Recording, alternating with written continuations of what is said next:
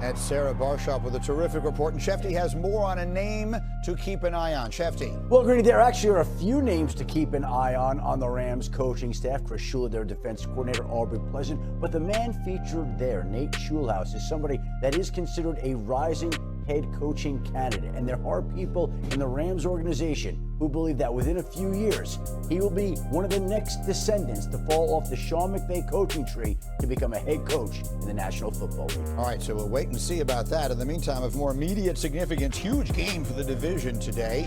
The winner at Levi Stadium will have a better than 50% shot to win the division, according to our analytics. On the other end, the team that loses will be under 20% to win the division. 19 for the Rams, 18 for the 49ers. So as we sometimes say, what's at stake? Everything. Lindsay Theory is in San Francisco. Lindsay, you talked to the Rams about how this offense is clicking. What did they tell you? Sean McVay tells me that Matthew Stafford is playing like a quarterback who is in total command. Now at 37 years old, Stafford is arguably playing some of the best football of his career. His 9 passing touchdowns over the last 2 games are the most by a Rams QB in a 2-game span in the team's history. I spoke with receiver Davante Adams about his quarterback, and I asked him, I said, Davante, 37 years old, what are you seeing from Stafford? Adams deadpan, he said 37 or 38 when he takes off running. That's what he looks like. But otherwise, he absolutely looks 37. He's still out there slinging it. And Adams would know. He's been on the receiving end recently of many of those passes. He's coming off a 3-touchdown performance. I asked McVay how that's possible between Stafford and Adams, seeing as Adams had kind of a relatively slow start to his Rams tenure. McVay telling me that it's just continuous work between those two guys to get on the same page. And one more note here for the Rams as they gear up to make a second half run. They turn today to a new kicker, Harrison Mevis. He's known to some as the thicker kicker, listed at 6 feet and 245 pounds. Now, McVay has expressed some frustration with his kicking unit. They have cost him a couple of games, cost the team a couple of games, I should say, and they rank among the worst in the league. So today, Mevis gets his shot, his first start in the NFL after playing in the UNFL. And Greeny, it really could come down to him. These Rams-Niners matchups really do have a tendency to be decided in the final minutes. Lindsay, that is outstanding. It all could come down to the thicker kicker in San Francisco. It was you in the last game. But let's go back to the other one, because we talked early this season of Davante Adams and Matthew Stafford maybe taking a little time to get on the same page. But boy, have they now. What are you seeing? As Lindsay talked about a work in progress, earlier in the season, he was on our countdown cam. And, you know, one thing that I left him, hey, man, what do you have for us today? You got something for us today? Yeah, you'll see. One thing about what Davante Adams brought to this table is how effective this man has been in the red zone. And I talk each and every week. We just got done doing the You Got Maul segment, and how the You Got Maul segment was built about is what I was able to do is take the basketball game to the football field. You know, Davante Adams can do that too. Well, one thing about it, in the red zone, well, we got to show you some of his hoop. Jumping from the box, one leg with one hand, Davante Adams. Soaring for y'all, man. That's the wide receiver for the LA Rams right there. And when I talk about being able to transition the game of basketball to the football field down in the red zone, this is the crossover right here. Being subtle, and then you cross the defender up and then going out here to make the catch. This was last week against the New Orleans Saints. Well, let's put him on the same side. Well, let's put a longer defender on him. Watch this crossover, ladies and gentlemen. Now he just tossed him up and hits him on the inside. So, well, like I said, bringing a guy like Davante Adams to the LA Rams because he knows how to play in the red zone. And I'm going to give you a stat. This man has 7 catches in the red zone.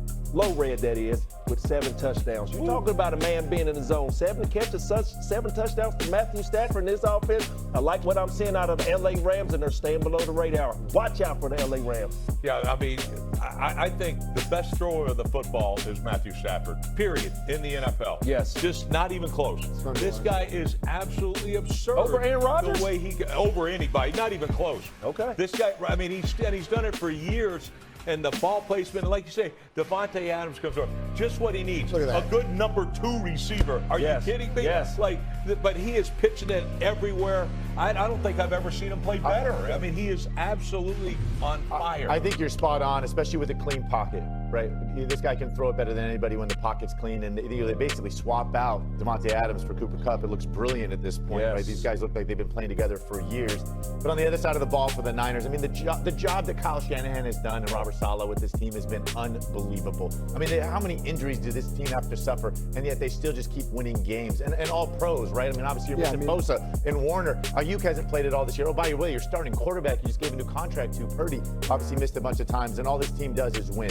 But they won by the skin of their teeth the last time these two teams played down in LA. Now they're at home. I just can't help but think, like, how much more magic do they have? How much more duct tape does Kyle Shanahan have to keep this team together? He's going to need it today, but obviously he seems to have he seems to have McVay's number, right? These two have matched up so much, and Kyle just seemed to always be a step ahead. So this is a fascinating game. Can't wait to watch this one. And you lose players like, Fred Warner, and Tatum Bethune comes in, and the kid looks good. I mean, he's averaging 12.5 tackles a game, been playing well. I really look at coaching staffs, and then when the injuries happen, and then the depth comes in, is there any drop-off? And really, there isn't a huge drop-off in terms of, especially I'm looking at the San Francisco 49ers.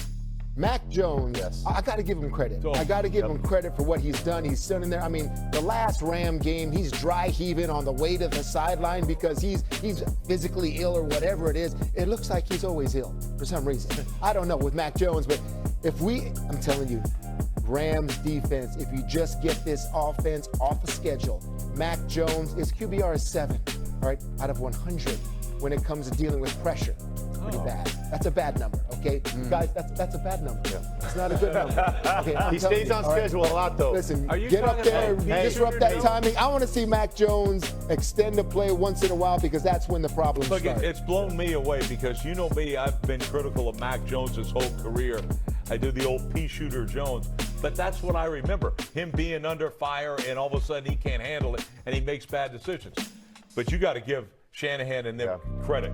They personally, they wanted this guy even in the draft, and he looks like a completely different quarterback. And to me, that's just coaching. Coaching matters. You talk about the job Saleh's done. Amazing. Yeah, absolutely. Great game today in the NFC West. In the meantime, there is some news to report this morning of the sad variety, and Adam Schefter has the latest on that. Schefter. Greeny, sad news out of Chevy Chase, Maryland this morning. Former NFL Commissioner Paul Tagliabue has passed away at the age of 84. His family announced this morning the cause of death was heart failure complicated by Parkinson's disease.